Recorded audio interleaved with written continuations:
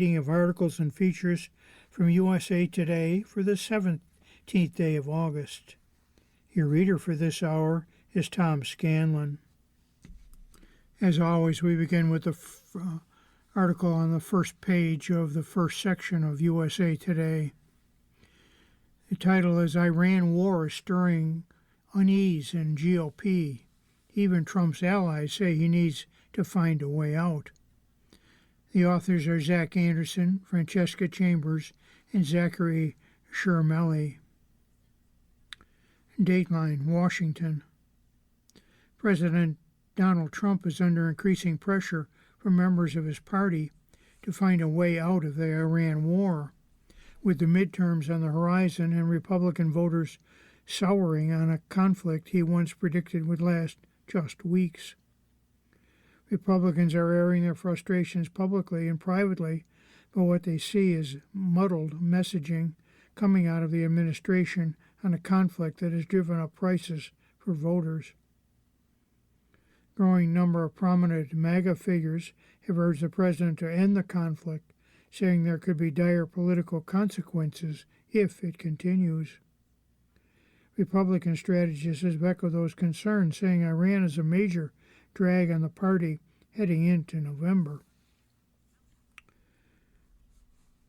Trump has been alternating between threats and diplomatic overtures to get the job done, but the war is now approaching 6 months with no end in sight. Election day is less than 3 months away. The administration has resorted to insisting the fundamentals of the economy are strong, but the rate of inflation remains higher than it was before the conflict, or Trump took office, coming in at 3.4% last month. The war has pushed gas prices above $4 a gallon and driven up other costs, contributing to affordability concerns that are top mind for many voters. It's one of those issues where there's almost no upside, GOP pollster and Signal founder Brent Buchanan said. Protracted conflict has put GOP lawmakers on the defensive as they spend an extended congressional recess in their districts. Retiring Senator Thom Tillis, a Republican from North Carolina, said anxiety over Iran may mean it's time for some Republican lawmakers to separate from the White House on the war, which has hurt the president's approval rating and threatened the GOP's chances of maintaining control of Congress. If it is unpopular, they feel that way, they should tell their constituents the truth, said Tillis, whose impending departure from Congress has allowed him to break publicly with the Trump administration on key issues. Lawmakers say the war dominated the conversation when Vice President J.D. Vance privately met with Senate Republicans on Capitol Hill before their August recess. John Kennedy of Louisiana told reporters afterward that Vance and other top administration officials should hold a news conference to explain Trump's rationale for going to war. Kennedy said he's worried that the American people are somewhat confused about why we went in and where we are. Trump isn't always disciplined in his messaging, Kennedy said earlier on CBS Face the Nation. He suggested other officials take the lead, explaining what's going on in Iran, why we went in, why we're still there. Negative public opinion on the conflict is putting Republican members of Congress in an awkward position as they fan out over the August recess, some campaigning for re-election, others supporting colleagues who are on the ballot. Internal messaging guidance circulated among the Senate Republican Conference in July acknowledged that high fuel costs linked to the war are a problem. The strategy document obtained by USA Today urged GOP senators to say they are very concerned about the price of gas, want to make sure prices come down. Trump was elected in part on a promise to bring down inflation, which makes the surge in gas prices and its overall effect on inflation particular concern, GOP pollster Whit Ayers said. What we need is strategic clarity from the White House. Absent that, I think they're going to have to be sympathetic to the fact that most people, this is not a popular war, till the set of his advice to GOP lawmakers, so accommodate that. The White House said Trump can both address voters' economic concerns and strengthen national security. While the president ensures that Iran will never possess nuclear weapon for our national security, the president has been equally focused on unleashing prosperity for working-class Americans, from creating Trump accounts to slash job-killing regulations and taxes. White House spokesperson Kushti Zal told USA Today in a statement, "For the Trump administration, economic prosperity is not possible without national security, and national security is not possible without economic prosperity." Democrats are promising to press the issue on the campaign trail.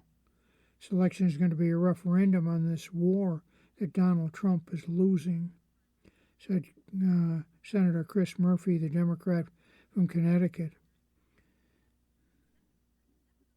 Most Republican lawmakers continue to publicly back Trump's approach to Iran, only a smattering voting to end the war.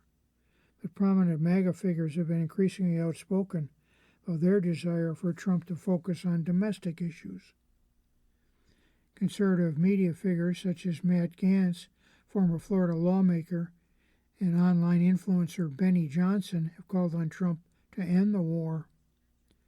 Foreign wars with no end in sight are always unpopular.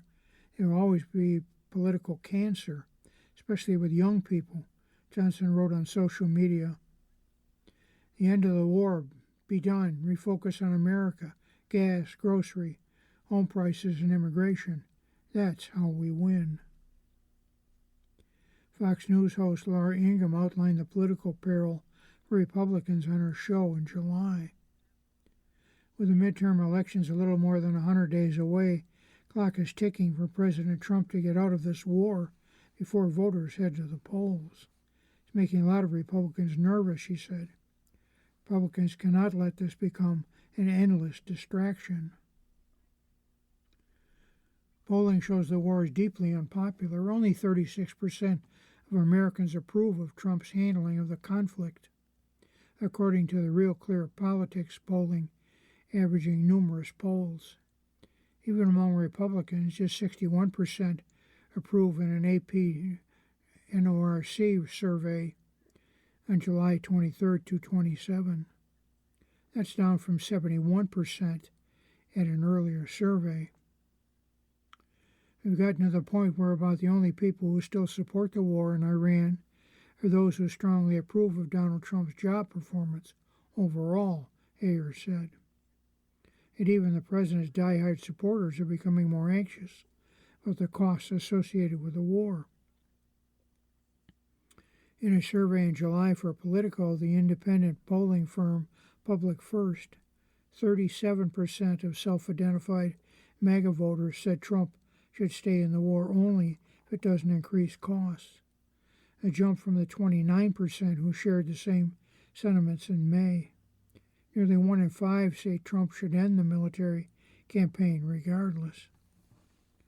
Trump supporter Jamie Monaco, age 36, said the United States should stay out of overseas conflicts, offering her thoughts on the Iran war. She waited to see the president at an event on August 14th. "We shouldn't be in foreign wars," said Monaco, a 3-time Trump voter, adding she and her husband are struggling in this economy. Trump allies fret the conflict is hurting the president's appeal as his support dips among white working-class voters and other groups that have powered his victories. Buchanan, the GOP pollster, said the war has damaged Trump's credibility with supporters who may not have backed Republicans in the past, but were willing to give Trump a shot because of his "no new wars" message, particularly younger voters. Trump has broadened the GOP's coalition of voters, but Iran could destroy what the president built, said Joe Kent, a former Trump administration counterterrorism official who resigned over the war. Kent, who said in an interview that he's still a Trump guy described Iran as a political liability. Politically, this is going to consume the rest of his presidency if he doesn't end it now, said Kent, met with media personality Tucker Carlson, former Representative Marjorie Taylor Greene, and Representative Tom Massey to discuss the war in July. The confab of MAGA exiles who have criticized Trump's approach to the conflict sparked speculation about a new anti-war political movement. Kent told USA Today he believes an America First coalition could be a political force, whether it's with the GOP or a third party. Even as Trump gets pushback from some of the MAGA faithful, he's being urged by more hawkish conservatives to make pressure on Iran. Fox News host Mark Levin wrote August 8th on social media that he's sounding the alarm about efforts to reach a peace deal, saying his audience wants the enemy defeated. Representative Don Bacon, Republican from Nebraska, told USA Today there's concern that Trump will stop and Iran will still be a threat. Trump has often seemed torn between competing visions in his party, vacillating between diplomacy, trying to force Iran into submission through military strikes. The result has been what some perceive as an erratic approach, and one Bacon said is wearing thin. Folks are tired of Trump's on and off again announcements. Bacon, who's leaving Congress, said in a text message, "One day we're close making a deal, the next day we're going to bomb them worse than World War II. When Trump launched the war, he described it as a little excursion. It would wrap up in a few days. Winding down the conflict has proved difficult, though. After threatening a major escalation, he signed a preliminary peace deal with Iran in June, quickly fell apart amid jockeying over control of the Strait of Hormuz. The United States then launched nearly 2 weeks of daily military strikes in July, briefly paused the attacks, resumed the strikes, and paused them again. In recent days, the president has appeared content to hold back and maintain economic pressure with a Navy blockade while negotiations continue over the strait. In a speech on August 14th, Trump said he might declare the Strait of Hormuz, quote, a territory of the United States, end quote. The White House has been patiently awaiting the outcome of talks between Iran and Oman about the opening of a shipping channel through the strait. The United States is not a direct party in those negotiations, which have included demands from Iran that the Trump administration end its blockade. Pakistan said August 11th that the United States and Iran were close to some sort of an agreement.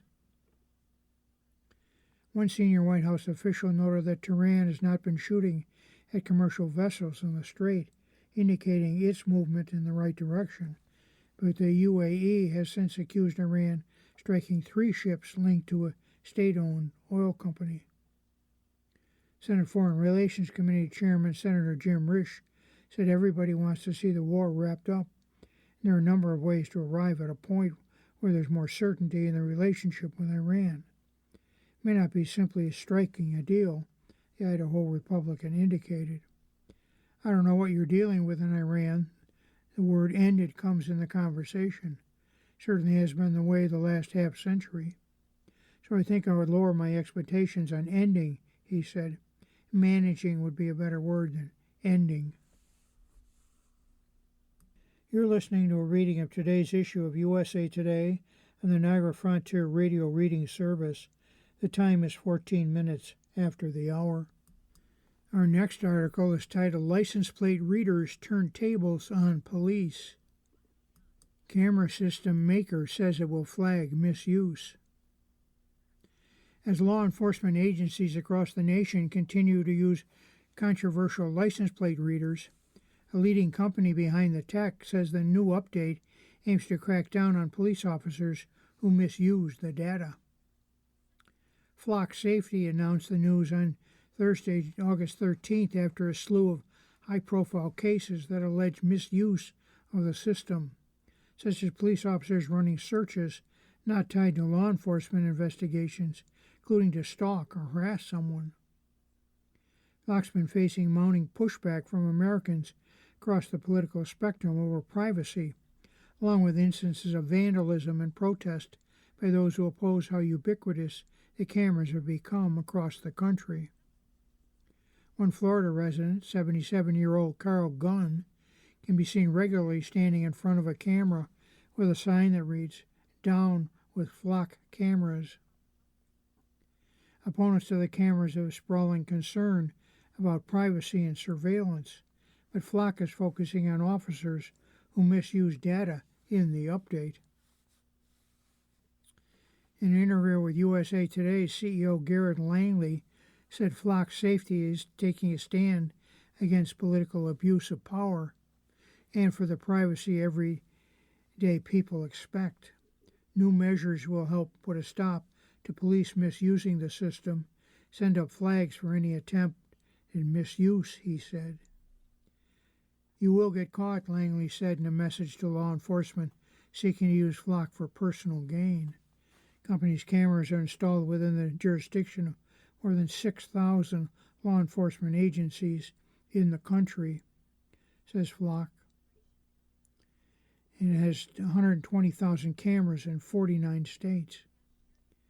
They're used to track vehicles' license plates, models, makes, and colors, so authorities can search a database for the exact movements of any car, any time. It's picked up by a camera. Chad Marlowe, senior policy counsel at the American Civil Liberties Union, told USA Today the technology triggers concerns about government overreach from the right and worries about who's being targeted from the left. There's different reasons, but everyone's arriving at the same position, which is mass government surveillance in this country has gotten completely out of control, needs to be reined in immediately, Marlowe said. Meanwhile, the technology has revolutionized the way police track suspected criminals. July alone, Langley told USA Today, cameras helped solve 1,000 missing person cases and 22,000 stolen vehicle cases. Georgia police chief was arrested in November and accused of using automatic license plate readers, also known as ALPRs, to harass and stalk multiple people. He was found dead by suicide before he could stand trial, the Washington Post reported. An officer at another Georgia police department was also arrested for using Flock's system for non-law enforcement purposes, the Georgia Bureau of Investigation announced on August 7th. City of Chandler, Arizona announced August 7th it was discontinuing its contract with Flock after detecting an anomaly in the use of its cameras. The Pinal County Sheriff's Office, also in Arizona, said it also decided not to renew its contract, citing concerns about the Fourth Amendment to the Constitution, which protects Americans against unreasonable searches and seizures.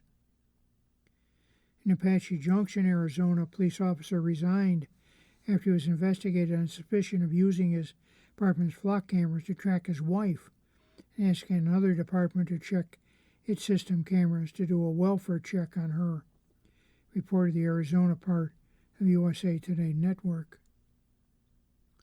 A North Carolina police officer was charged with a count of unlawful accessing computers after allegedly using her department's license plate reader system to look up a vehicle of her boyfriend's ex-wife 31 times, including twice while off duty.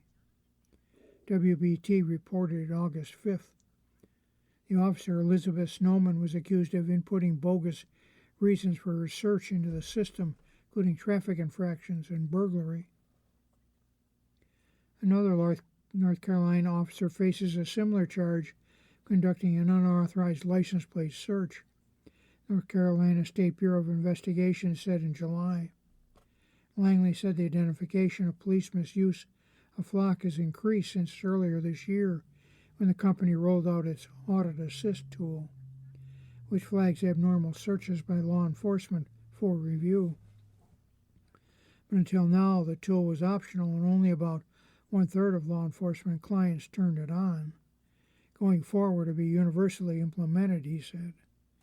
We now go from 1/3 of our customers to all of our customers having it. I think we'll find new forms of abuse, program that into the system to prevent it happening again. Langley said he feels strongly that companies produce tools used by law enforcement should implement every safeguard possible to prevent rogue officers from using technology for their own personal gain and engage in misconduct. On August 13, Flock Safety announced it would implement the new features to weed out bad actors in police departments and stop the misuse of its systems altogether. They are: 1. Every vehicle search will require a reason.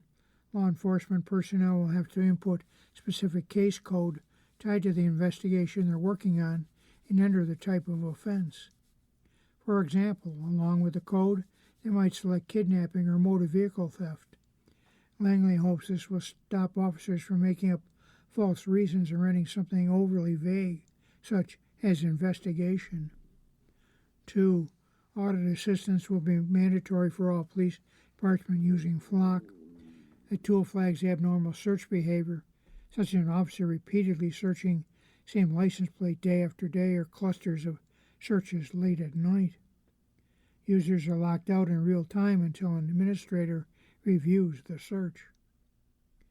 3. Data will be retained in the system for 7 days instead of 30 days, except for cases that need more time under evidence mode when a search is tied to an ongoing case number. And lastly, departments can choose what type of case can be a search for other departments. For example, Department A may allow Department B to search its cameras for kidnapping, homicide, or theft cases, but exclude Department B from searching for immigration-related offenses. Police officer misuse of law enforcement tools goes back decades, well before Flock entered the picture, Langley said. It is, a cop checks his daughter's boyfriend's criminal record. If it is, a cop checks ex-partner's location, he said. It's typically taking the job and the power you're given and using it for personal gain. Langley said such misuse should be illegal in every state and advocate for lawmakers to add similar safeguards to all the tools police use, such as DMV records. Officers abuse Flock are likely abusing every other system they have access to, he said. A search without reason is a search that shouldn't happen in the first place, Rock Safety said in a news release. Langley said technology itself is neither good nor evil, but how it used can be. I think there's a misconception that we have to make a choice between safety and privacy, and I just refuse to accept that. Our next article is headlined, Judge Dismisses Suit Alleging Anti-Semitism at Harvard. The author is Aaron Mansfield. A federal judge has thrown out a civil rights case President Donald Trump's administration brought against Harvard University, which accused the school of turning a blind eye to anti-Semitism and discrimination against Jews and Israelis. Judge Richard Stearns of Massachusetts said Trump's administration's lawsuit cited concerns that were too isolated and episodic to conclude there was institutionalized noncompliance with federal civil liberty rights laws. Stearns, an appointee of President Bill Clinton, issued the ruling August 13th, siding with Harvard, clarified that his decision was limited to the specific circumstances of the case, which the Trump administration brought March 20th. Case outlines student experiences after the October 7th, 2023 Hamas attack on Israel, including a series of incidents the Trump administration called severe, pervasive, and objectively offensive harassment. The lawsuit said Jewish students were deliberately excluded from protests of the Gaza war. It also said students posted anti-Semitic messages on an app and accused Harvard administration not acting properly on Jewish student complaints.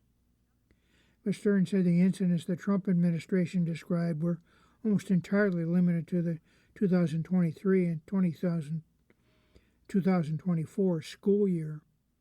Court documents asking for the judge to dismiss the case, Harvard said the government's publicly declared improper motives bringing the case, and the suit was another part of a year-long campaign to burden Harvard's First Amendment rights. Our next article is headlined, Kennedy Center trustees vote to add Trump's name. Move is seen as a test of federal judge's order. The author is Joey Garrison. Dateline, Washington.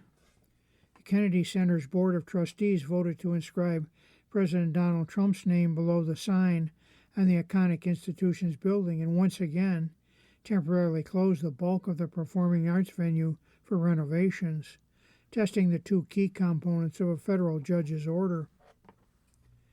Actions come during a closed-door board meeting on August 13th on Zoom, according to a source with direct knowledge of the votes.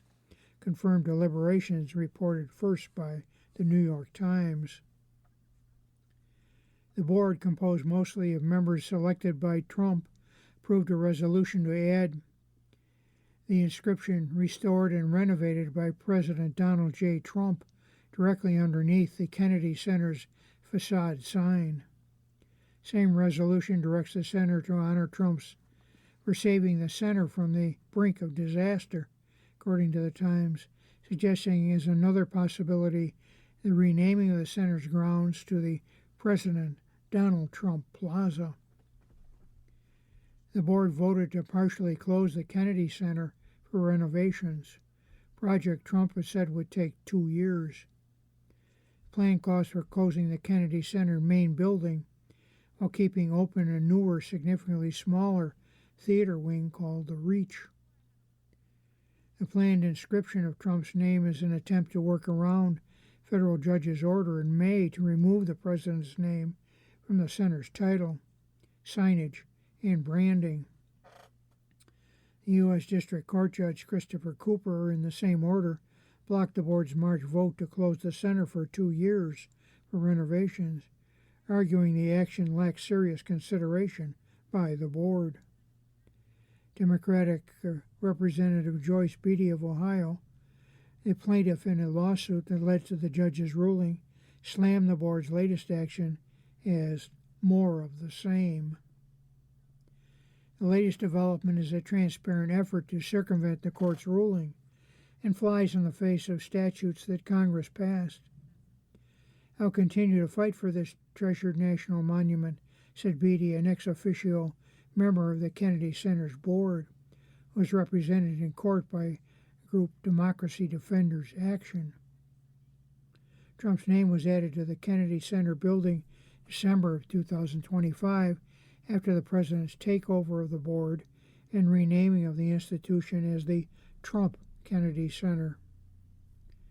In his May ruling, Cooper said the board violated the 1964 federal law that created the center in honor of President John F. Kennedy, arguing that the statute makes clear the Kennedy Center must be named for and is meant to honor President Kennedy alone. Congressional approval would be required to change the name, the judge said. The Kennedy Center on June 13 complied with the judge's directive to remove Trump's name from the building sign, but not until hours after a court deadline passed. Center's Trump-aligned staff left up a tarp, prevents the public from seeing the sign. The tarp remains over the facade. In blocking the board's earlier attempt to close the Kennedy Center for renovations, Cooper said the decision was made hastily at the direction of Matt Floca, Center's executive director, without the board having an opportunity to adequately review the matter. Kennedy Center's legal counsel has argued that the judge did not rule against the concept of temporarily closing the center, rather that the board's vote was inappropriate, and any subsequent vote must take more information into account. You're listening to a reading of today's issue of USA Today on the Niagara Frontier Radio Reading Service. The time is 30 minutes after the hour. This means we turn to the money section of USA Today. And our first article is titled, College Costs Are Outpacing Inflation. 10% increase over average spending. The author is Daniel DeVisi. College expenses are rising faster than inflation, according to a new report drawn from surveys of students and parents. Typically, student families spend $34,019 on college in the 24-25 academic year, according to the report, How America Pays for College 2026. That's a 10% increase from the average family's college spending a year earlier at $30,837. The new report from the higher education firm Sally and the market research company Ipsos draws from surveys of 1,000 undergraduate students and 1,000 parents conducted this spring. Finding adds to a confusing and sometimes contradictory dossier of data on college affordability. Average tuition and fees rose 4% to $45,000 private nonprofit colleges in 2025-26, according to the College Board. Average cost rose 2.9% to $11,950 for in-state students at public four-year colleges. And costs continue to rise. 15 colleges will charge more than $100,000 in published tuition, fees, and living expenses in the fall of 2026, according to the Princeton Review. The fact that we're now seeing colleges cross the $1,000 threshold is a pretty telling indicator of just how dramatically the cost of college has risen, said Rob Franken, editor-in-chief of the Princeton Review, and students and families are feeling it. But most students don't pay sticker price. After grants, discounts, and other aids, the net cost of college attendance is much lower. After inflation, the College Board reports college costs have remained relatively flat over the past 2 decades. Well, is college worth the price? The new report finds families paying more for college in 2026, but largely satisfied that they're getting a fair deal. Roughly half of families say they paid less than sticker price. More than 70% said they felt the student's education and overall experience was appropriately priced, or even a bargain, the report said. Majority of families continue to believe that college is a valuable investment, said Rick Castellano, Vice President of Corporate Communications at Sallie Mae. Many students dream of attending the most prestigious college that admits them no matter the cost. In the end, though, most families prioritize price and proximity over pedigree. A good number of families who at one point in the process are going to eliminate school based on cost, Castellano said. Here are the top reasons families picked a school. 1. Affordability, 40%. 2. Near home, 39%. 3. In-state school, 39%. 4. Specific program or degree, 38%. 5. Scholarships and other aid, 36%. Campus environment, 33%.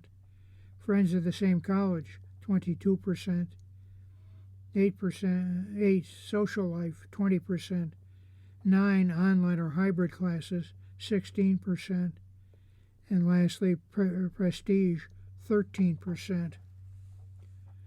Students and parents support caps on student loans. Nearly half of families surveyed reported borrowing money to finance college. Student debt's been rising nationwide in both colleges, and policymakers have looked for ways to stem the increase. Outstanding federal student debt has more than doubled between 2007 and 2020, after inflation rising from $0.8 trillion to $1.9 trillion. Debt trended downward between 2020 and 25, declining from $1.9 trillion to $1.7 trillion. Inflation-adjusted dollars, the College Board reports. The average balance of outstanding loans rose from $28,300 in 2007 to $45,100 in 2020 in inflation-adjusted dollars, then dwindled to $39,100 in 2025. Student loan debt has eased in recent years because undergraduate students are borrowing less. In inflation-adjusted terms, said Jennifer Ma, Executive Director of Policy Research at the College Board, students are borrowing less because of long-standing caps on federal student loans for undergraduates, limits that haven't risen in many years. Colleges, in turn, are dispensing more grant aid. The Trump administration has capped what it calls excessive student borrowing on graduate programs for many students.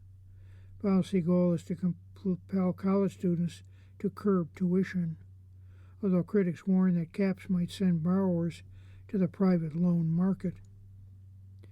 In the Sally and Ipsos report, 2/3 of families said they support limits on federal student borrowing. More than half say they believe unlimited student lending has fed rising college costs. In the Princeton Review 2026 College Hopes and Worries survey, students and parents cited sticker shock as the top source of stress in applying to college. Said their biggest worry was taking on debt to pay for education, cited by 35% of respondents. When we first asked the question 23 years ago, just 6% cited debt as their biggest worry, said Franken. That's a rise from 6 to 35% tells us just how central the affordability has become to college conversation. Our next article is titled Pfizer Agrees to Settlement Deal Over Drug Chantix. Eligible consumers could receive a portion of the fund. The author is Anthony Thompson. People who have purchased Chantix during a 6-year period could be eligible to receive money from a $44 million class action settlement over allegations that the smoking cessation drug contained an undisclosed nitrosamine, a substance that can cause cancer. Pfizer's agreed to pay $44 million to settle a lawsuit, though the company denies the allegations, maintains that it did nothing wrong. Also, the court has not sided with Pfizer or the plaintiffs. If the settlement receives final approval, eligible consumers who submit valid claims could receive a portion of the fund. The amount will depend on the number of eligible claims and how much each consumer can document paying for Chantix. Our next article is titled SSI Recipients 2027 COLA Estimate Dips. Amount of increase is lower than July's forecast. The author is Medora Lee. Retirees could see a 3.4% increase in their monthly Social Security paychecks next year after the government said inflation cooled a bit in July, as expected, new calculations show. The 2027 estimated cost of living adjustment, or COLA, is lower than July's 3.7 forecast, but above the historical COLA average of 2.6. The final COLA is usually announced in October, but Johnson calculates a rolling estimate using the latest monthly inflation data. Consumer Price Index, a broad measure of goods and service costs, rose 3.4% in July from a year earlier, just lower than June's 3.5%. The core rate, which strips out volatile food and energy prices, rose 2.5%, down from 2.6% in June. Both remain above the Federal Reserve's 2% target. COLA is based on the Consumer Price Index for urban wage earners and clerical workers, or CPI-W. That figure rose 3.4%, down from June's 3.5%, but still above the 2.8% COLA Social Security recipients began receiving in January. It's doubtful that anyone is celebrating because 3.4% still higher than the average, which is around 2.6%, Johnson said. We're in a brave new world of breathtakingly high prices and costs. A 3.4% COLA in 2027 would be higher than the 2.8% increase Social Security beneficiaries received this year and above the Social Security trustees' projection of 2.7%. That may be good for retirees who struggle to keep up with inflation, especially for needs like health care, transportation, and housing, where they spend most of their money. Even so, higher COLA likely won't offset all the higher prices seniors face, Johnson said. For example, Medicare Part D, which covers prescription drugs, could also be key expense for seniors next year, Johnson said. Last month, the Centers for Medicare and Medicaid Services said it's ending the Part D premium stabilization program on January 1st of next year. Without the Part D pilot program's increased subsidies to bring down premiums, it's likely to mean higher costs will be passed on to Medicare beneficiaries, Johnson said. It'll be more important than ever to watch for changes to compare options during Medicare open enrollment October 15th through December 7th. High COLAs can also impose significant costs on Social Security retirement funds just 6 years from insolvency, said analysts at the Committee for Responsible Federal Budget would forecast 2027 COLA as an even lower 3.2%. Social Security trust funds that supplement income payroll taxes to pay monthly Social Security benefits expected to run dry by the end of 2032, according to the program's trustees. Without action, beneficiaries will face an abrupt 22% benefit cut when the retirement fund is exhausted, and the program is forced to restrict costs to incoming revenues. CRFB said if similar cuts were imposed on retirees today, retirees would lose $500 per retiree per month, more than the average retired household spends on groceries each month.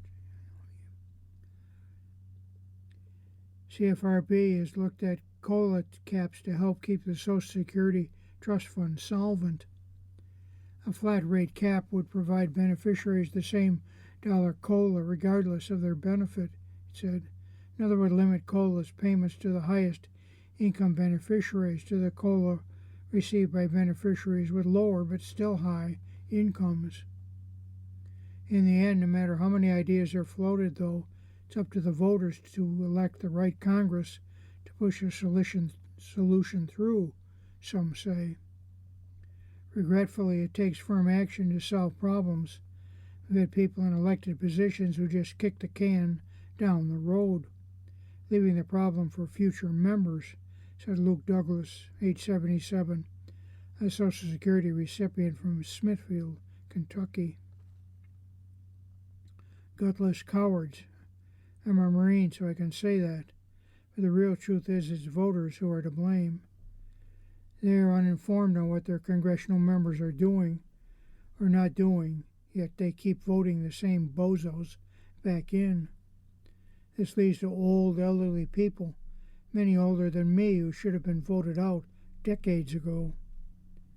With Social Security insolvency so close, this number's midterm elections will be very important, analysts said. The congressional numbers elected in November will either be part of the class that fixes Social Security or lets it run dry 2032, they said. Social Security Administration bases its COLA each year on average annual increase in the CPI-W from July through September. That means July inflation numbers are especially important to pay attention to. The index for urban wage earners largely reflects the broad index the Labor Department releases each month, though it sometimes differs slightly. Last month, the overall consumer price index rose 3.4%, and the CPI-W matched that headline inflation number. Older adults receive a 2.8 cent bump in their Social Security checks beginning of the year to help recipients keep pace with inflation.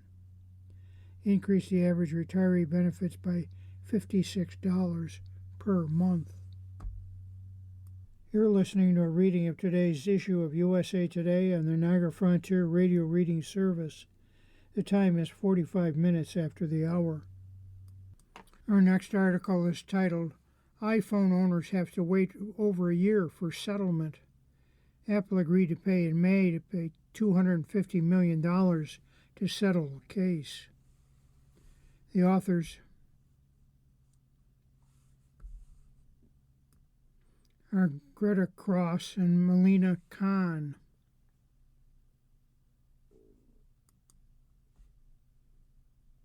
iPhone users may have to wait over a year before seeing payment as part of a class action suit involving iPhones 15 and 16.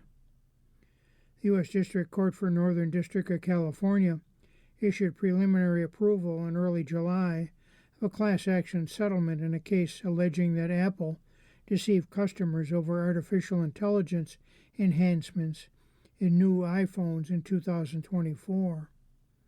In May, Apple agreed to pay $250 million to settle the case. The lawsuit accuses Apple of touting new AI technology, including Siri enhancements, while advertising the iPhone 16 at the time. However, the device did not contain the features when it was released, according to court filings. Apple denied the allegations in the lawsuit. As the case continued to move through the courts, here's why Apple customers may have to wait longer before they see any cash. Peter Landschaft of California brought the lawsuit against Apple in March 2025. Several other plaintiffs have since joined the case. The lawsuit alleges that Apple falsely advertised AI supplements for its iPhone 16, announced in September 2024. The allegations stem from a slew of AI features known as Apple Intelligence, which the company launched in 2024, according to the complaint obtained by USA Today. Plaintiffs accuse Apple of promoting a dramatically enhanced Siri as the focal point of the new Apple Intelligence technology. But Apple Intelligence and the so-called enhanced Siri did not exist when the iPhone 16 launched, according to the complaint. The lawsuit alleges that Apple deceived millions of customers, spending hundreds of dollars on a phone they did not need, based on features that do not exist. Apple denied the claims, according to filings. The company also said it delivered more than 20 Apple Intelligence features, plans on rolling out additional Siri Apple Intelligence features in future software updates. U.S. District Court for the Northern District of California granted preliminary approval of the class action suit during a July 8th hearing, according to court documents. The settlement received the green light during a final approval hearing scheduled for September 29th of next year, according to court documents. If the court approves the settlement next year, the group eligible for payment must be notified, given an opportunity to submit, opt out, or object to claims. Only then can payments be made. Apple and the consumers agreed to settle the case for $250 million. Settlement received preliminary court approval and now awaits a final ruling by the judge. If approved in a final ruling, the group eligible for payment includes anyone in the United States purchasing an eligible device during a certain period. How much can you get from Apple in a settlement? Customers eligible for a payment for the Apple settlement slated to receive $25 per eligible device. The settlement is approved, according to filings. Total increase to $95 per device, depending on the number of approved claims. Our next article is titled, Experts Say Stay Mentally Strong, Job Hunting. The author is Julika Nathu. For many job seekers, writing another version of a resume or polish a LinkedIn profile isn't the hard part. Getting stuck in a cycle of applying, waiting, and wondering is. Prolonged silence, ghosting, or no response at all can make the struggle even worse. As a change management consultant in Atlanta with more than 15 years of experience and a doctorate, Christopher Riddick never expected that looking for full-time employment would be a full-time emotional grind. He was laid off in January of 2025. He's been on the hunt for a new position since. Riddick, who teaches as an adjunct professor while searching for a long-term role, said the process can fill even the most confident individuals with self-doubt. You get rejections from places that your resume and your credentials should be a slam dunk, Riddick said. Start to doubt yourself, start wondering, am I as good as I thought I was?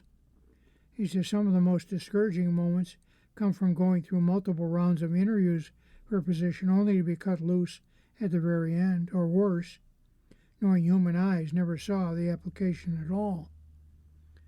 I applied to a role one time and got a rejection for that role less than a minute after I applied. He said, clearly, no one saw this.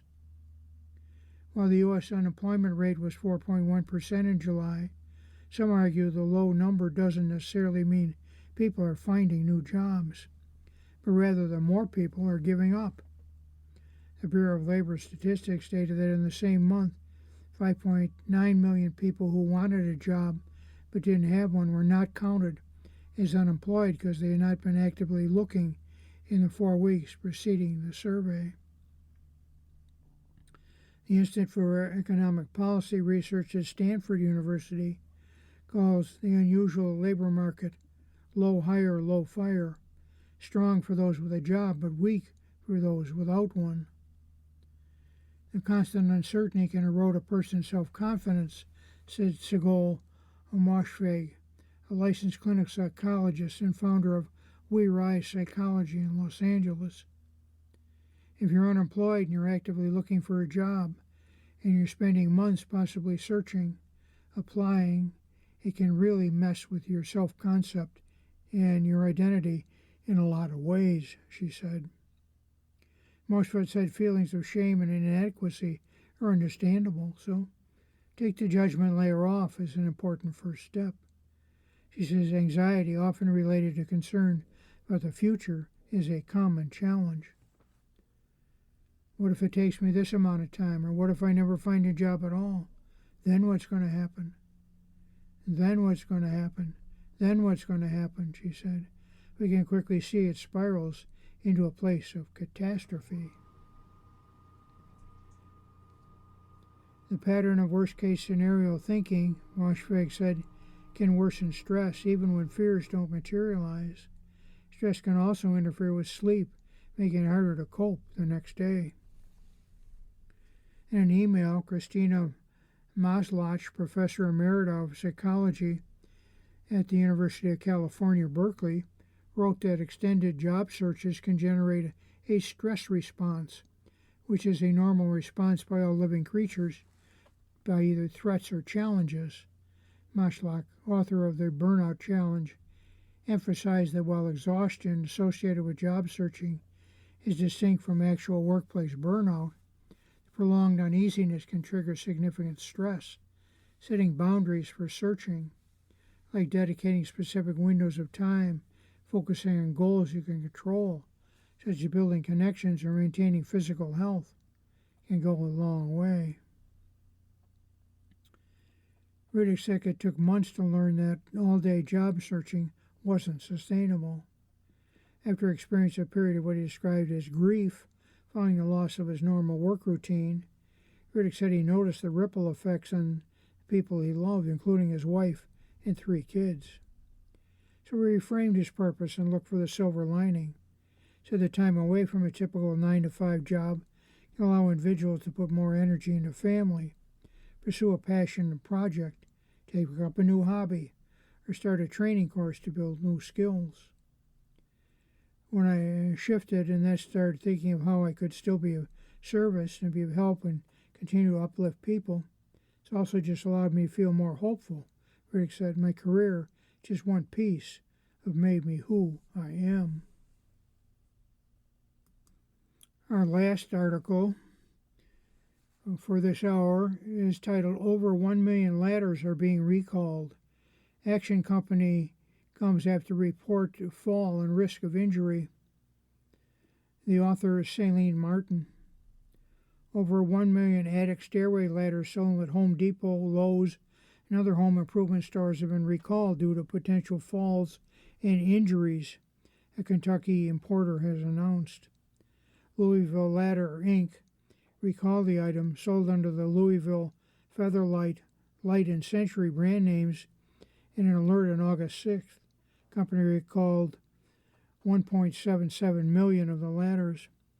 According to Louisville Ladder, the aluminum or wooden frame ladders with gas struts come with handrails and fold into the attic. The bolts on the ladders could break, causing those using them to be injured or fall to their deaths. Louisville Ladder announced on the U.S. State Consumer Protective Safety Commission website. The attic stairway ladders were manufactured in Mexico, sold between November 2012 July of this year for between $170 and $600. Louisville Ladder stressed that the only recalled items are the ladders with struts. The ladders were sold in multiple sizes to fit different sized attic openings in home ceilings. The company has recalled ladders sold under brand names Century, Featherlight, Light, and Louisville. Customers can find the brand names and model numbers on the inside of the attic door and a full list of recalled ladders at www.atticstairwayrecall.expertinquiry.com/product. Ladders were sold at Home Depot, Lowe's, Do It Best, Orgill, Amazon, and other retailers nationwide, the company said. You're listening to a reading of articles and features from USA Today for the 17th day of August on the Niagara Frontier Radio Reading Service. We'll return for more readings after this short break. Your reader for this hour has been Tom Scanlon.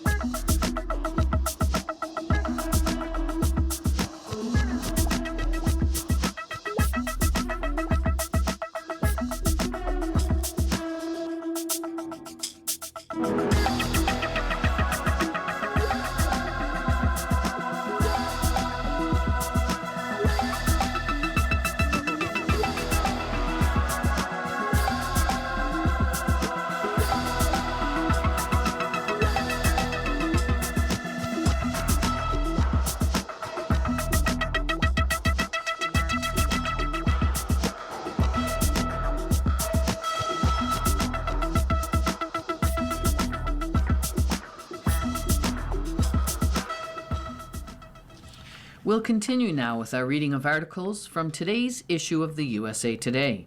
Your reader for this hour is Jackie. Pirates shove back Skane's next start by Christy Ackert. The mystery around Paul Skane's 2026 struggles keeps growing. The reigning National League Cy Young winner did not start August 16th as scheduled. Pittsburgh Pirates manager Don Kelly said that his ace will get 3 extra days of rest and will start on Wednesday, August 19th instead. Skanes told reporters he did not disagree with the decision to push him back. Pittsburgh is not calling it an injury, but there's no denying that something is clearly off with him this year.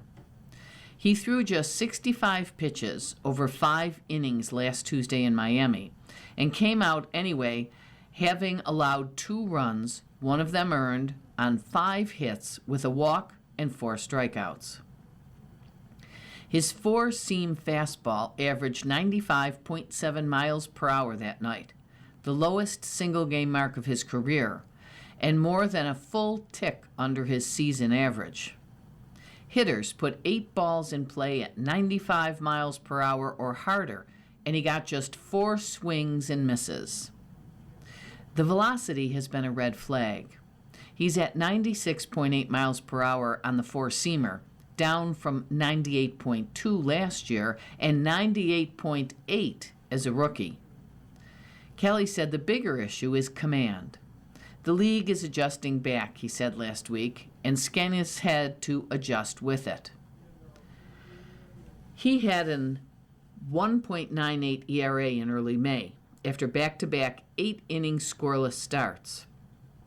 In 16 starts since May 17th, it's 5.0 with 10 home runs allowed in 842 3 innings. He gave up 11 home runs all of last season in 1,872 3 innings. Pittsburgh is 3-13 in that stretch. His walk rate has climbed up to 6.8%. Skanes, 24, has discounted the velocity questions this summer, and he did not argue with the early hook. If he were the manager, he said, he would probably have made the same call. Going into August 16th, the Pirates were 60-65, 61-2 games out of the last National League wild card, and in last place in the National League Central. They were tied for a playoff spot 4 weeks ago. They don't get there without Skanes.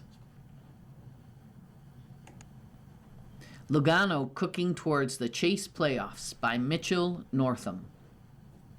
Richmond, Virginia. Less than a month ago, Joey Logano seemed to be out of the mix for the postseason chase. Then he won at North Wilkesboro, finished 3rd at the Brickyard, and had a top 15 finish last weekend at Iowa, pushing him to 13th place, 3 spots inside the cut line with 3 races to go. And then this weekend, the NASCAR Cup Series returned to one of Logano's favorite tracks, Richmond Raceway, where he had an average finish of 7.2 and a pair of victories. Logano showed everyone why he loves Richmond as he proved to be a master of the track all night. The 3-time Cup Series champion outdueled Chase Briscoe and took the checkered flag for the 2nd time this season, pulling his number 22 team Penske Ford into the victory lane on August 15th at the Cookout 400. Briscoe trailed Logano by just 2.8 seconds, with 2 laps to go as they encountered lap traffic, but his Toyota couldn't quite catch Logano's Ford for the pass. With the victory, Logano moved up 4 spots in the points standings to 9th place. Those are the races that are really fun to be part of, and the purest NASCAR fans will absolutely love something like that, Logano said. We have a legit shot at winning this championship now. We're getting hot at the right time. I wish we were a little better off in points than we are, but we're getting there. The win marked Logano's 3rd at Richmond and the 39th in his Cup Series career, moving him into a tie with Hall of Famers Tim Flock and Matt Kenseth for 21st all-time. Logano's Penske teammate, Austin Cindric, finished third, followed by Denny Hamlin, Chase Elliott, Kyle Larson, Christopher Bell, Josh Berry, William Byron, and Alex Bowman. Briscoe, Elliott, and Bell all clinched spots in the chase with their results. For Larson, the sixth-place result was his first top 10 finish since June 28th, when he placed fourth at Sonoma. The reigning Cup Series champion pitted for fresh tires late in Stage 2 and raced to the front to get back on the lead lap for the start of the final stage.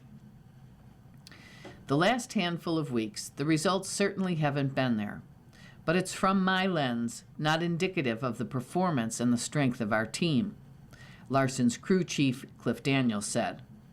We had to fight through it.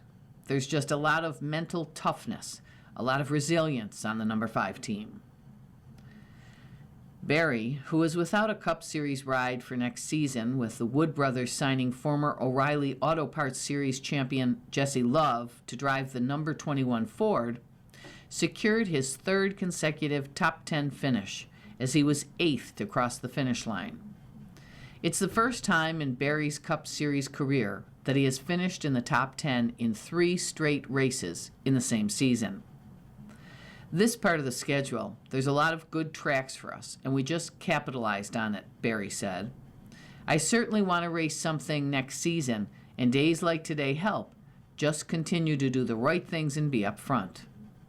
I mean, it's hard as expletive to run in the top 5 and top 10 in these races. To do it anywhere, I think proves you got some strengths. Just want to keep building off it and finish the season strong. When Carson Hocevar stalled out on the 284th lap to bring out the caution flag in the final stage, it provided a huge break for 2 drivers, Tyler Reddick and Shane Van Gisbergen.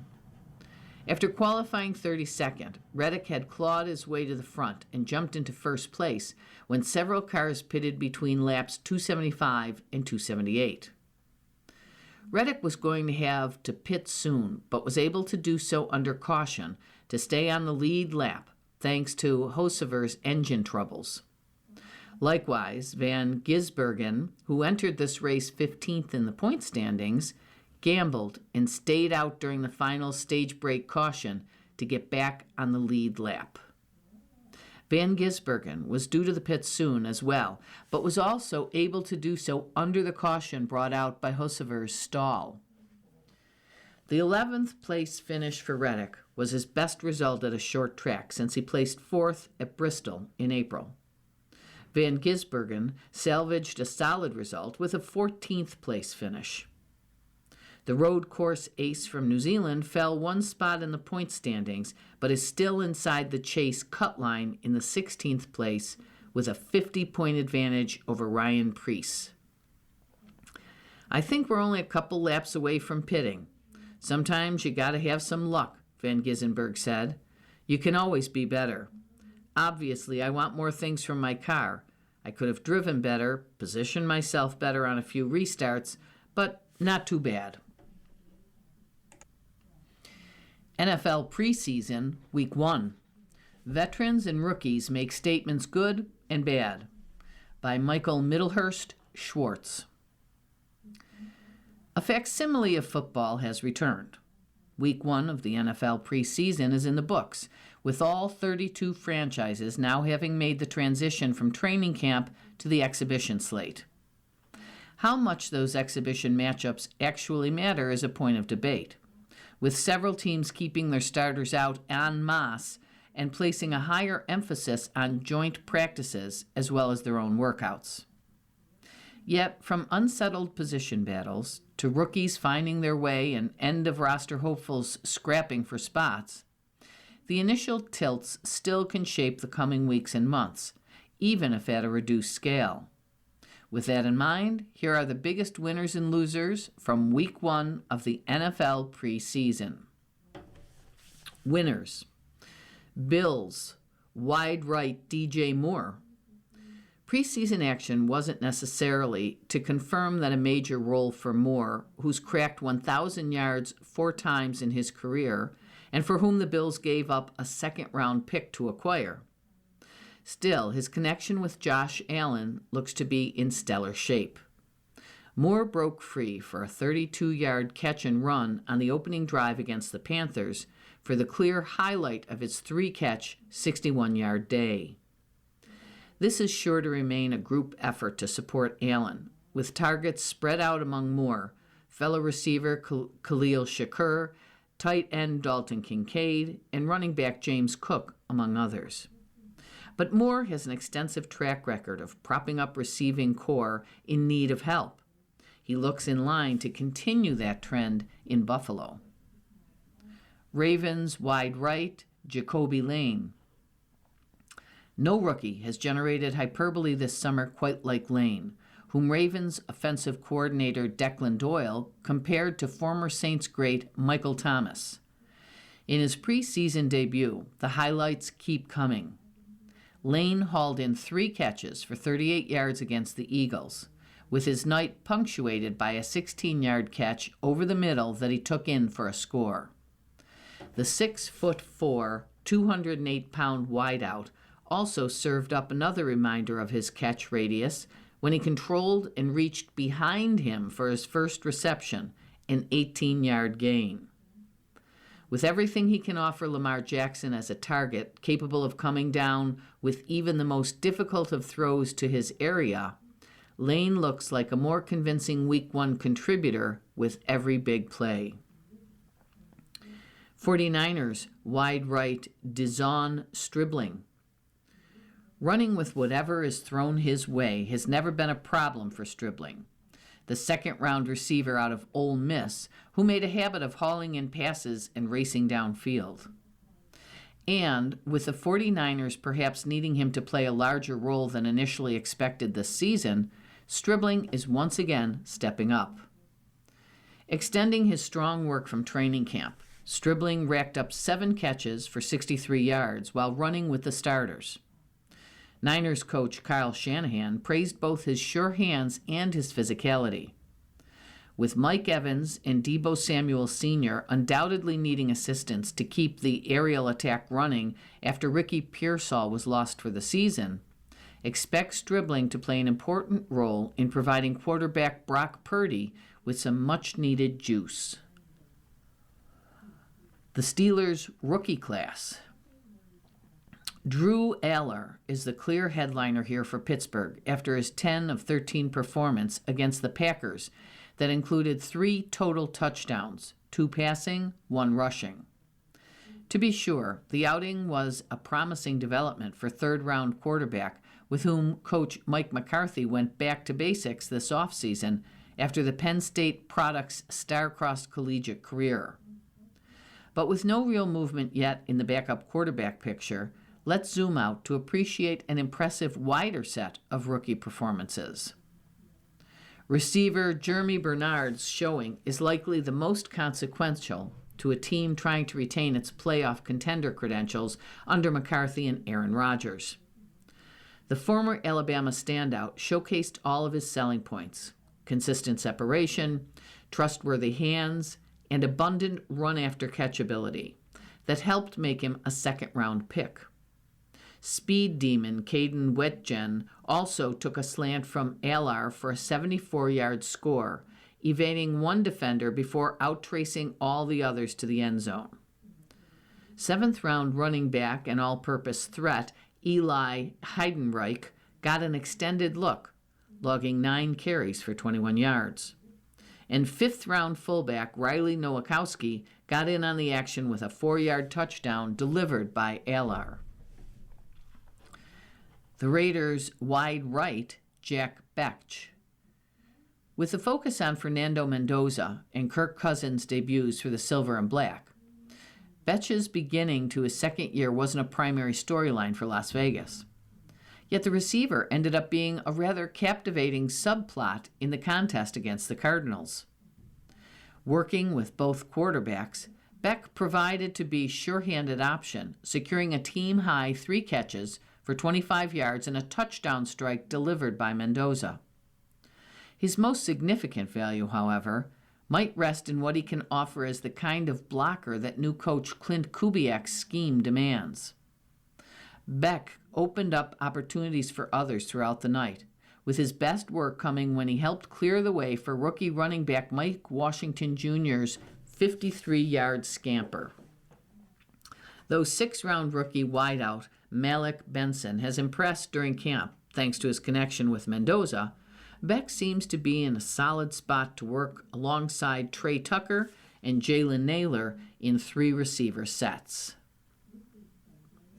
You're listening to a reading of today's issue of USA Today on the Niagara Frontier Radio Reading Service.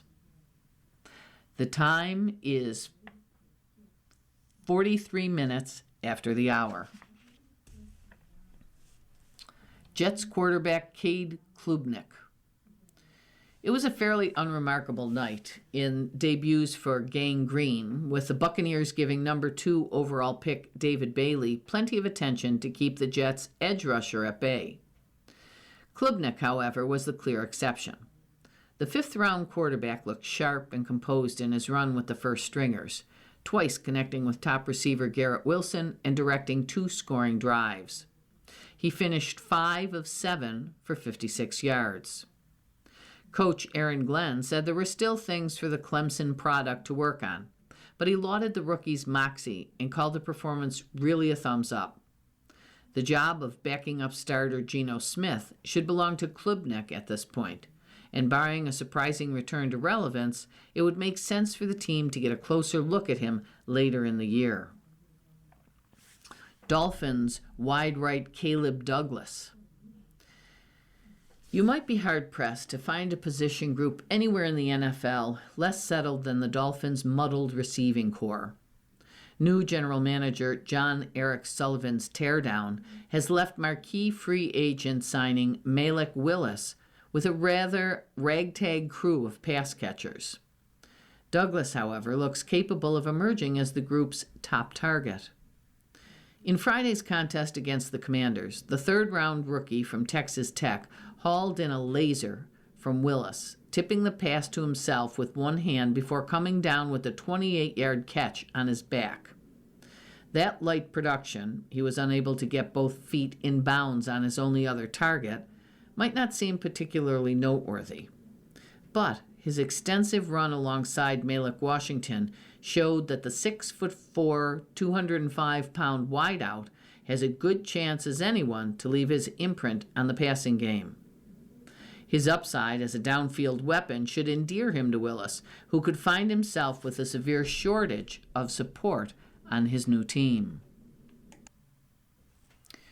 Raiders defense.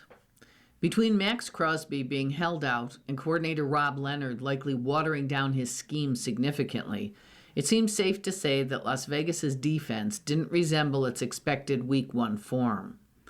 Kubiak and Leonard better hope that's the case, though.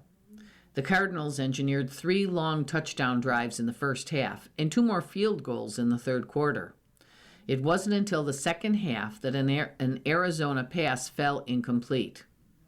Things can change quickly for this unit, particularly with Crosby back in the fold. The unit still might leave Las Vegas liable to getting into shootouts, creating a dynamic that's not exactly conducive to Mendoza's insertion in the starting lineup. The Vikings' Jamal Adams.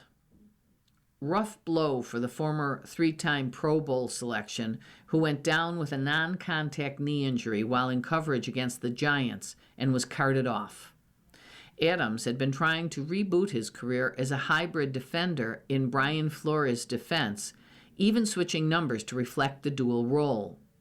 Now, however, it looks as though the 30-year-old, whose litany of ailments from 2022 to 2024 limited him to just 15 games during that span, won't make any contributions for some time, with Vikings coach Kevin O'Connell saying after the game that the undisclosed injury didn't look good. "You're just crushed for him," O'Connell said during an in-game interview. The role he was kind of paving for himself, and just having a personality, experience, toughness that he brought in such a short amount of time, we're going to miss him. Fame induction stokes memories and emotions.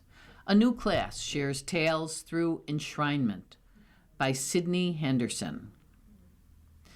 Candace Parker is widely regarded as one of the best women's basketball players of all time, with 3 WNBA championships, 2 league MVPs, 1 finals MVP, and 7 All-Star selections to her name. Add first ballot Basketball Hall of Famer to the list.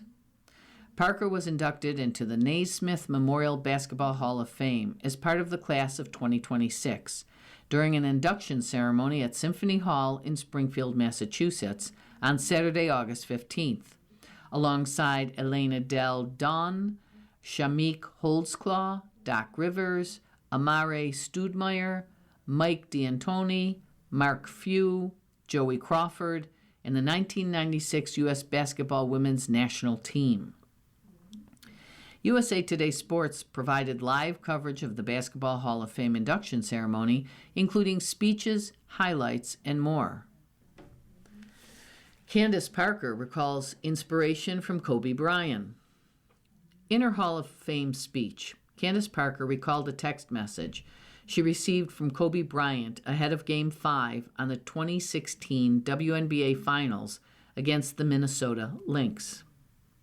I wanted my story to be despite the 10 knee surgeries, 1 shoulder surgery, 2 foot surgeries.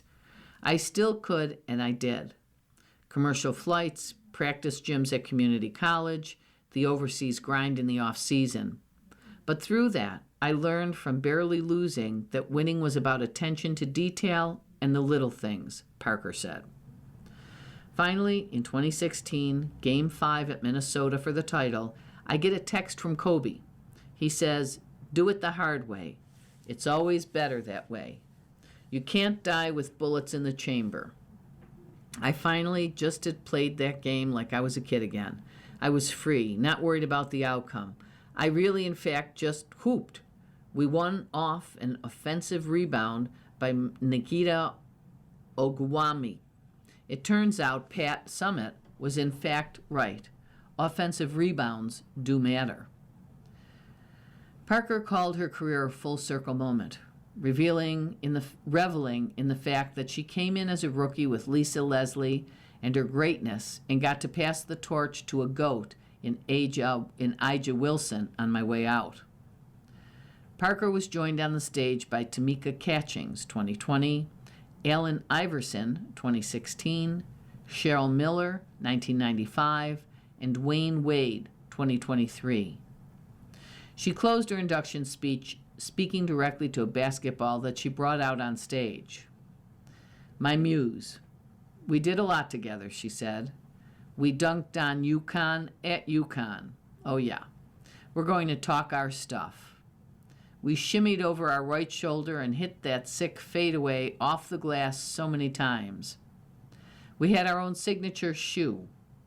We were the first woman to grace the cover of NBA 2K.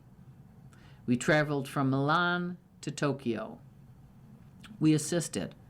We were positionless. We wanted every level for every team we played for. And now we stand on the podium as first ballot Hall of Famers." Amare Stoudemire was one of a handful of high school players to make the jump to the NBA and be successful. He was selected with the 9th overall pick in the 2002 NBA draft by the Phoenix Suns and made an immediate impact, winning the 2002-03 NBA Rookie of the Year award. The most important aspect that I can give that I experienced when you're growing up in an environment where it's not always easy to make it out of, the most important factor for me was, first of all, stay out of trouble, he said. That was the first and foremost thing for me, to stay out of trouble, stay positive, stay focused, stay meaningful. And always keep in mind that perseverance, no matter what one goes through, you can persevere through anything. Doc Rivers, "Coaching stole my voice." Doc Rivers said he didn't always have the raspy, deep voice that he's become known for. while leading 5 different franchises through his career: Orlando Magic 99 to 2003, Boston Celtics 2004 to 13, Los Angeles Clippers 13 to 20, Philadelphia 76ers 20 to 23, and Milwaukee Bucks 23 to 26. Rivers said, "Coaching stole my voice from me." I want you guys to know a couple of quick things. That this isn't my real voice, he said during his induction speech. "I swear, I used to have a high voice. I used to be able to really sing. Can't do that anymore." Rivers selected Paul Pierce, Kevin Garnett, and Ray Allen, members of the Boston Celtics 2008 championship team, as his presenters. Rivers also acknowledged Rajon Rondo in the audience. "You win a title, and everyone in here who has one understands it's like having a blood transfusion," Rivers said. "You're connected for the rest of your lives. You really are. And I want you guys to hear that and understand that. So thank you." As the Clippers head coach, Rivers made NBA history when the team signed his son Austin, making them the first father-son coach-player duo in league history. "One gift that basketball gave me. I was the first to coach my son," Austin Rivers said. "We did that, Austin, and no one can ever take that away from us." The 1996 U.S. Women's National Team laid the foundation of the WNBA. Rebecca Lobo, who was inducted into the Hall of Fame in 2017, said the 1996 U.S. Women's National Team she was part of was the foundation of what the WNBA became. The league is now celebrating its 30th anniversary. All of us get to look around and watch WNBA games and see the growth and the popularity of the WNBA in college basketball and explode at a level that we've never seen before, Lobo said. And I hope all of the women here and all of our teammates sometimes just take a second to smile and appreciate the role that this team played in that being a foundational piece. But it was that year together of hard times and laughter that made our team be able to be what it was. Lobo added, "People have asked me how would this team compare to some of the incredible teams that have come since then. We're the only one who trained for a year straight. We trained for a year straight. We'd be on the road about 3 weeks, then we'd get a couple of days at home with our family. Then we'd be on the road for 3 weeks, and we went all over the U.S. and played against college teams. We went all over the world. Siberia in February, we were in China, we were in Australia. And this group just really came together and bonded. It was such a fortunate time that we got to be part of." Elena Delle Donne fights back tears, thanking teammate. Elena Delle Donne getting choked up, talking about former teammate Sylvia Fowles, 2025, was incredibly wholesome. Delle Donne's voice quivered when she began talking about Fowles' impact on her career and how she treated her like an equal from the beginning. "Oh, I can't look at you," Delle Donne said, fighting back tears. In the life section, Judy Collins reflects on all sides of her legacy on tour by Christy Lee Yandoli. Los Angeles. As the last of the sunlight slipped behind the hills on a Friday in August, folk music legend Judy Collins sat backstage at the Ford, preparing to perform at the storied venue for the first time. Beyond her dressing room walls, dusk was settling over the intimate amphitheater, where an audience of about 1,200 people gathered to hear the songs they followed Collins and millions of listeners through nearly 7 decades. Despite being billed as one stop on the Sweet Judy Blues Eyes Farewell Tour, which began earlier in the summer and is set to continue through winter 2027, Collins cheekily implies this may or may not be her final goodbye to performing. "I can do a farewell tour like many people do. It means different things to different people," the 87-year-old artist tells USA Today, alluding to the musicians who continue on the road after their own farewell tours. "I'm loving every minute of it. We had a chance to do things in a slightly different way, and I'm just having a ball." Dressed in fuchsia from head to toe and covered in a shawl to keep warm, Collins settles onto a black leather couch and glances at a television screen as Bruce Cockburn takes the stage. The shimmering strap attached to her custom 12-string Martin guitar catches the dressing room light, as do her signature blue eyes. Although Collins has never performed at the Ford, Los Angeles is familiar territory. She lived in the city as a young girl while her father worked in Hollywood radio and then returned in the late 60s, making Laurel Canyon her home amid the musicians, Cass Elliot and Joni Mitchell among them, who transformed the neighborhood into the center of a cultural revolution.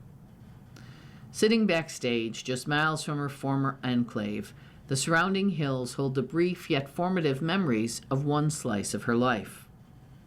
I've been here in and out always because of my work, she explains. I love California. I have lots of friends here, and I always feel interested in being here. I wish I could always stay longer, but I never can because I have to go home. When Collins looks back on her time in Laurel Canyon, one memory eclipses all the others. Her brief but passionate romance with Stephen Stills of Crosby, Stills, and Nash. I think about my wonderful relationship with Stephen Stills, she says.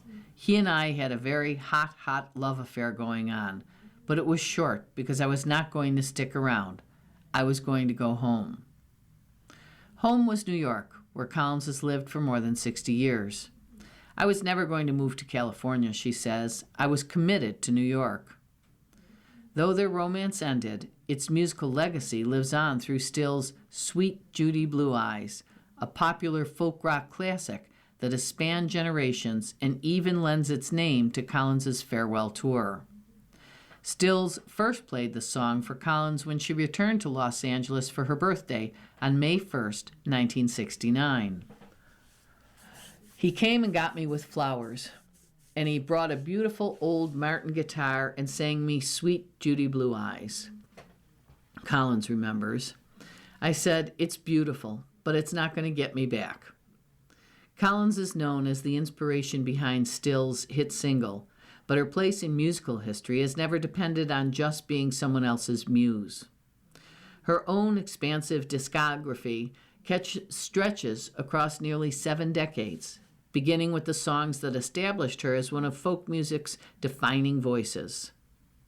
Collins opened Friday night's show with Both Sides Now, the Joni Mitchell composition she recorded for her 1967 album Wildflowers. Released as a single the following year, the song became a major hit and earned Collins the Grammy for Best Folk Performance and helped define her career. I don't think I can get away with not singing it, Collins says.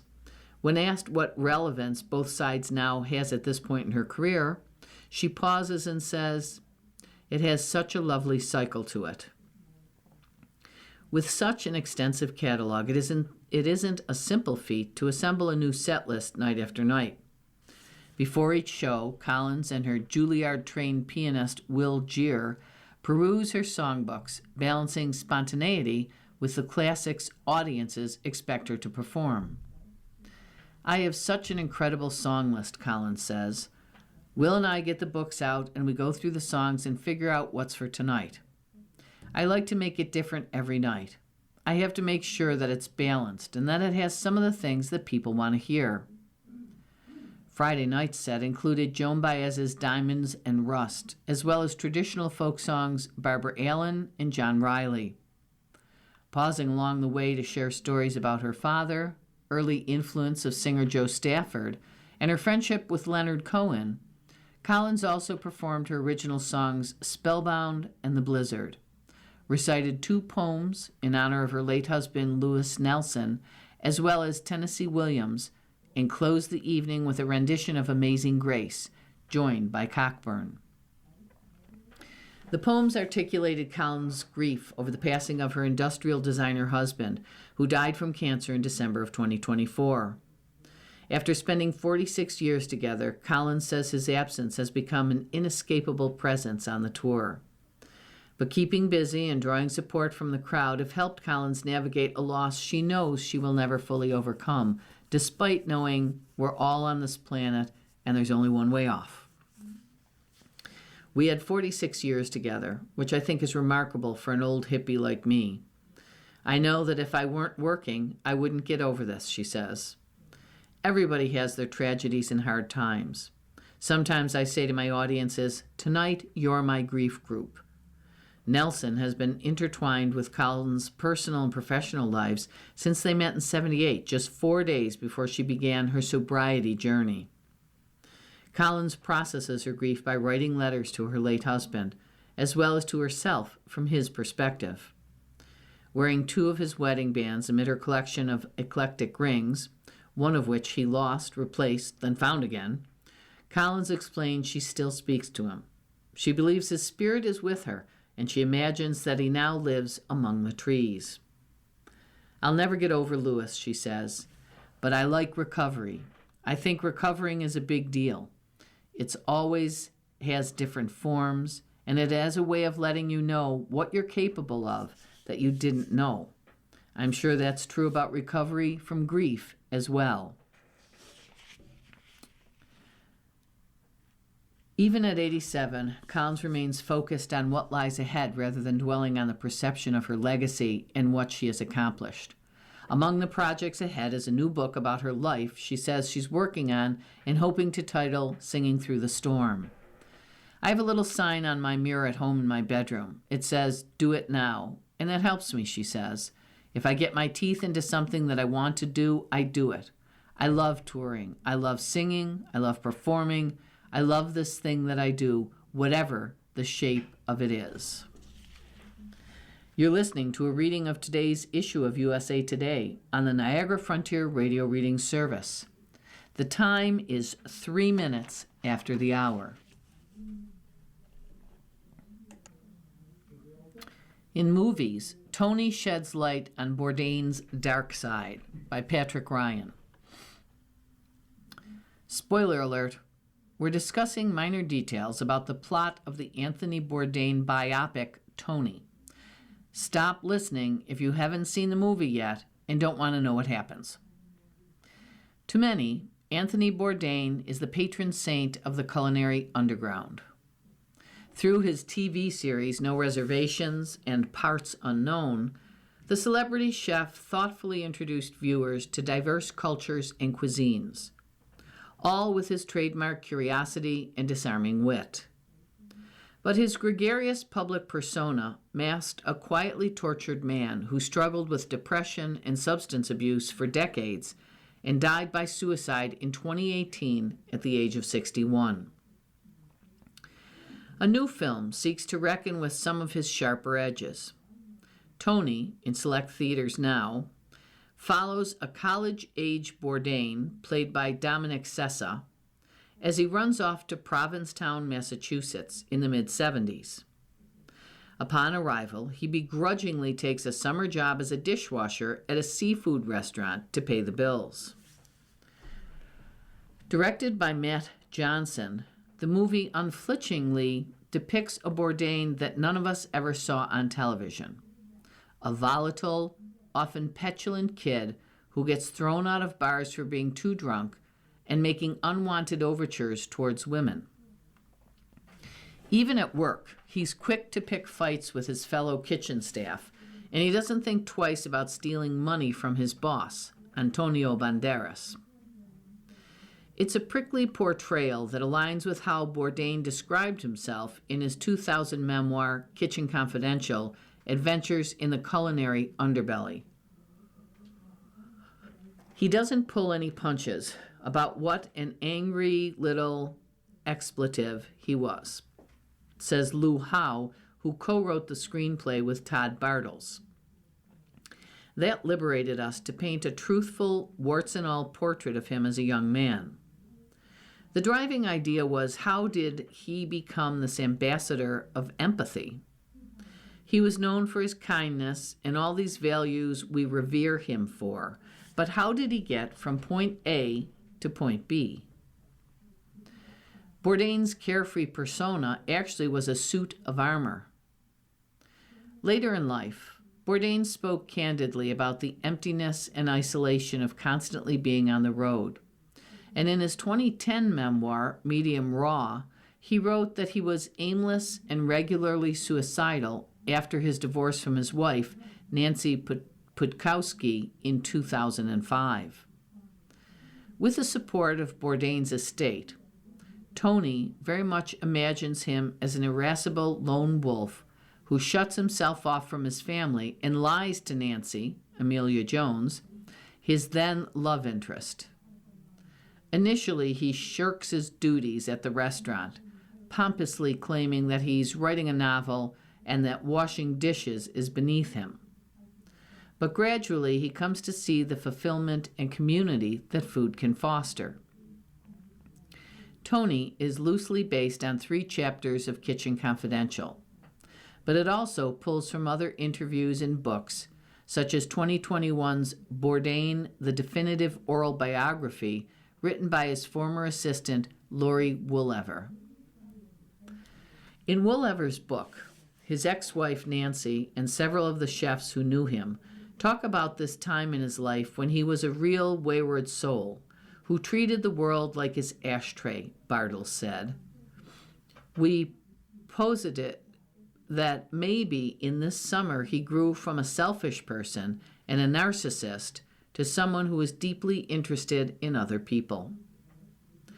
Like any biopic, Tony takes liberties with Bourdain's life. The movie fictionally suggests Bourdain was rejected by a Vassar College writing fellowship, which prompted him to run away from home to Provincetown. The film also implies that his scorned underdog spirit was spurned in part by his mother, Gladys, Dagmara Dominchik. Tony depicts Gladys as an aloof and tough-to-please matriarch, when in actuality she was her son's biggest champion. Throughout Bourdain's life, a lot of people would say he was effortlessly social and unbothered, Johnson says. What was interesting to me is that this reputation seemed to be a defensive persona he had created. Yes, he's cool and seems ready for anything, but that must be an answer to something in his childhood, this suit of armor to protect him.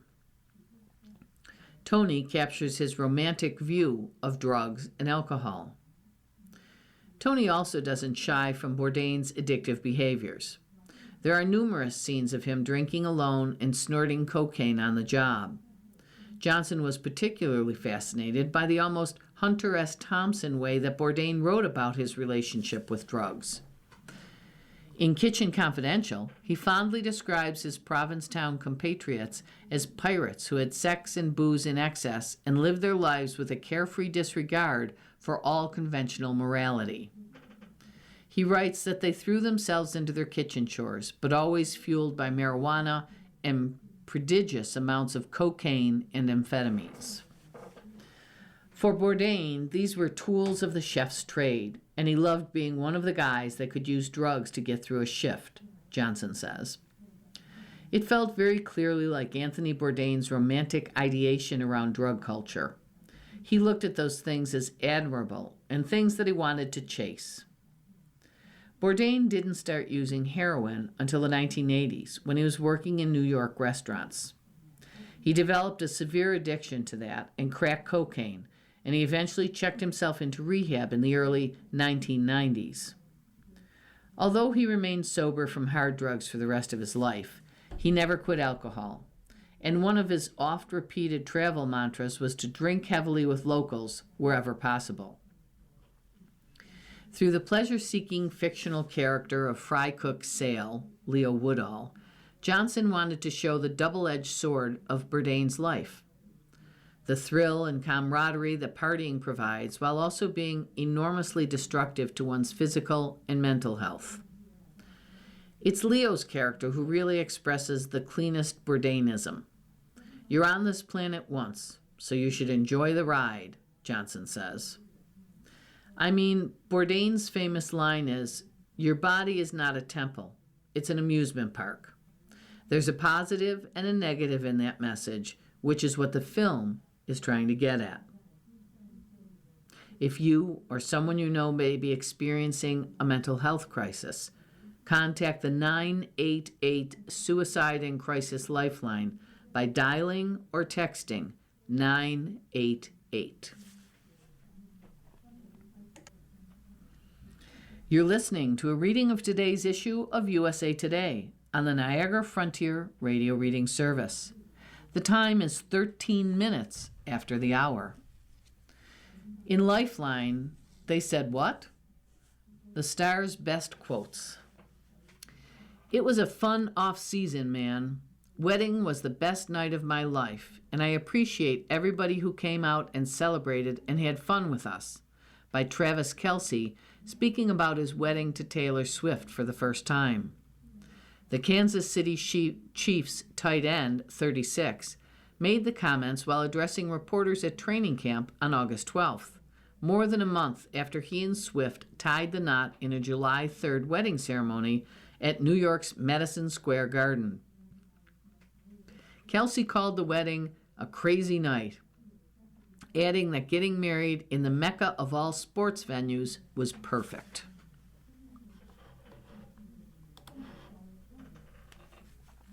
Who's celebrating their birthday along with you today?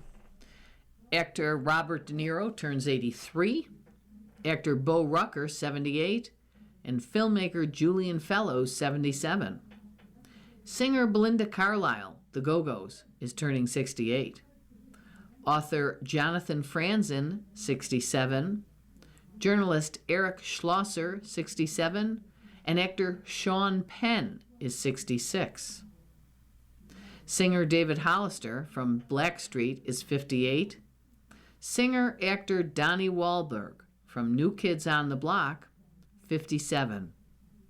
Actor Austin Butler, 35, and singer-songwriter Phoebe Bridgers, 32. If it's your birthday, happy birthday. Have a great day. In movies, couples have a lot to say in Married Again by Brian Truitt. Sharon Leal can't tell you how many times over the years she's been stopped on the street by fans of Tyler Perry's Why Did I Get Married movies, who emphatically said, "Tell Tyler to do another one." Well, he did another one. And this time he's bringing Taraji P. Henson along for the relationship roller coaster.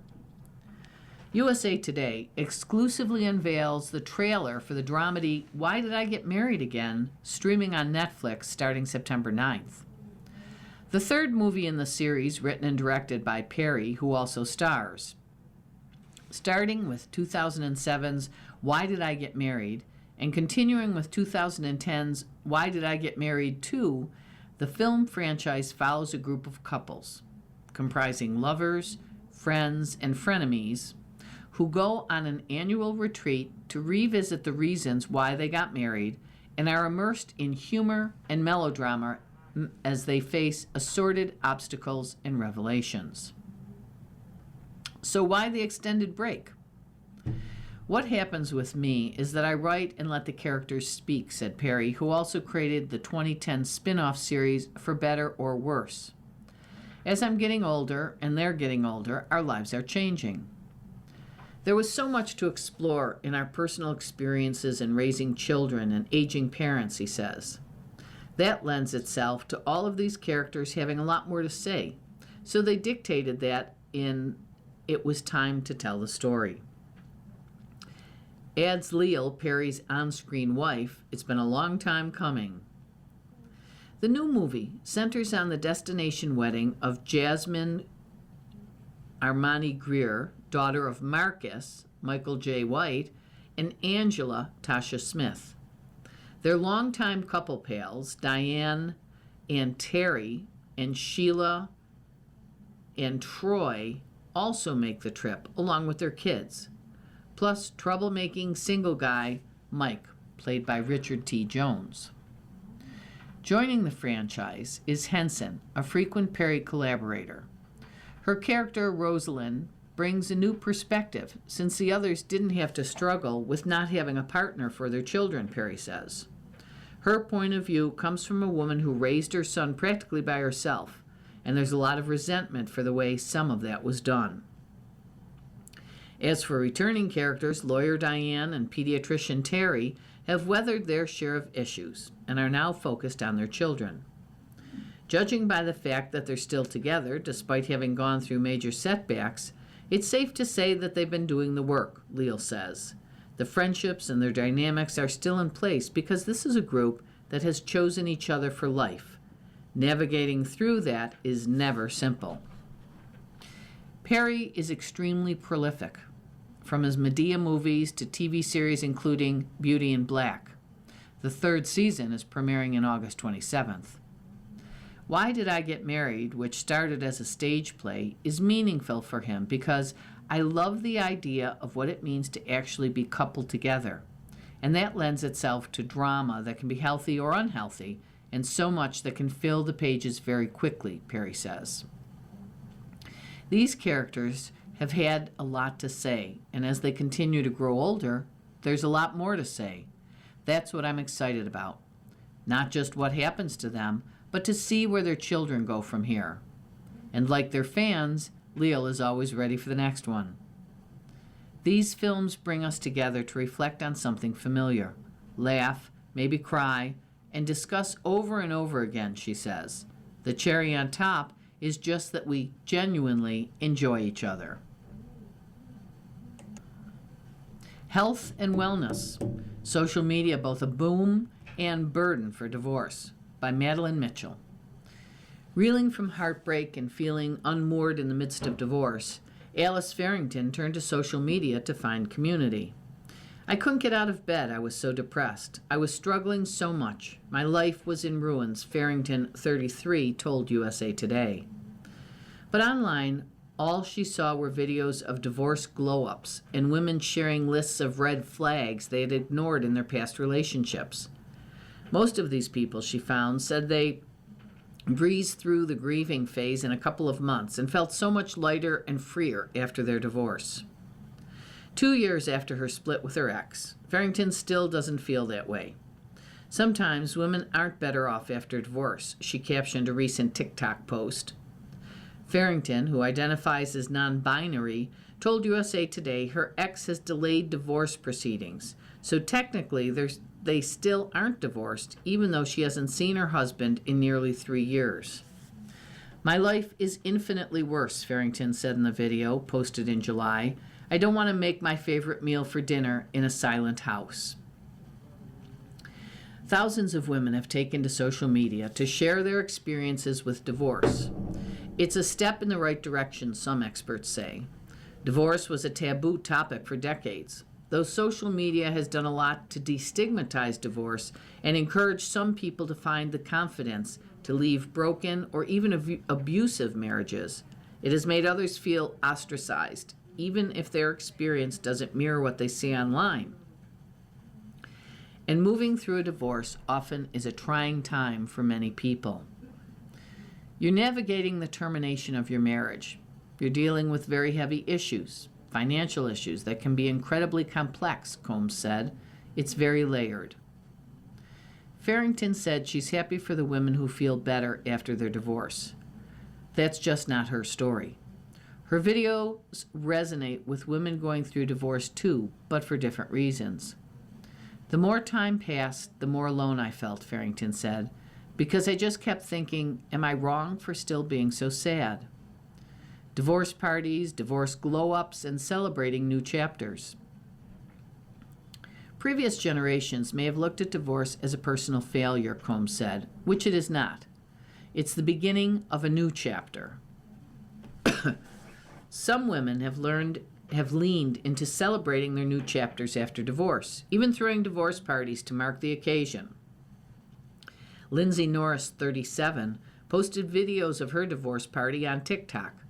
She owns a t-shirt business in Georgia, and her friends sported shirts with such quippy lines as, I offered to key his car, and I should have lied about being ordained.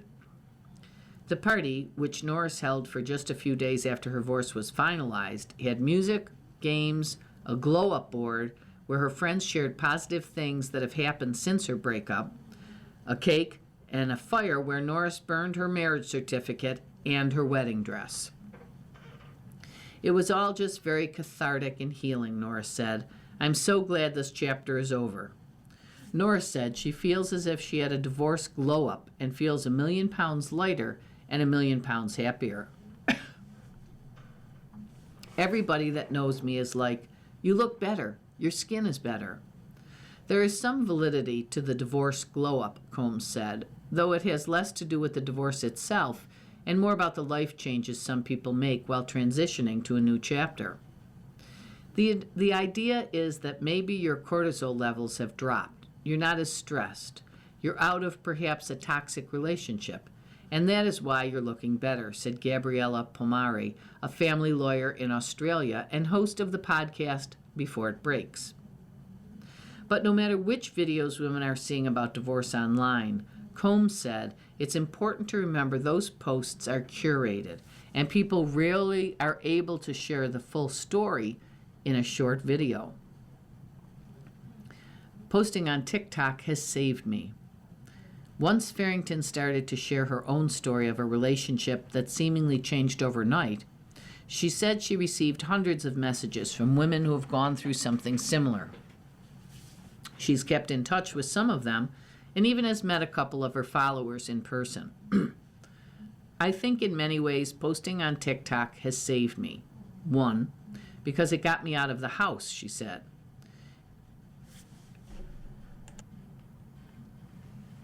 She added that once someone commented on a particularly vulnerable video about her grief saying, "You have to fight for your life." Farrington said she wrote that quote in red lipstick on her mirror and sees it every day. Something about seeing that totally changed everything, she said. I don't know who that person is, but they might have saved my life. You've been listening to a reading of USA Today for August 17th. We read the USA Today weekdays at noon. For more information, call us at 821-5555. Your reader for this hour has been Jackie. Have a fabulous day. Coming up next in the Niagara Frontier Radio Reading Service, we have episode number 11 of Wayward Girls by Susan Wiggs. Following that at 3 o'clock. Is Smithsonian Magazine at 4 o'clock, a re-airing of this morning's Buffalo News. Stay with us.